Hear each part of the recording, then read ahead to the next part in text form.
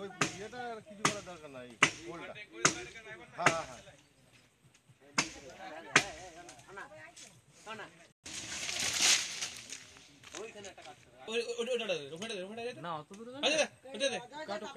अरे সেইখানে না সেই ডগটা সেই ডগটা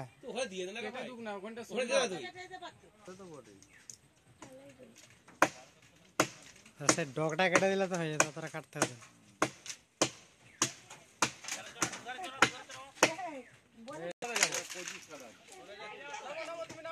হ্যাঁ তুই ঘর থেকে ঘুরে আর 25 কাটা কেটে দিয়ে তোর ওখানে কাটবো, যা আছে ওখানে কেটে দিয়ে বেরাবো। রাস্তা দিয়ে বাড়ি দিচ্ছি। ঠিক আছে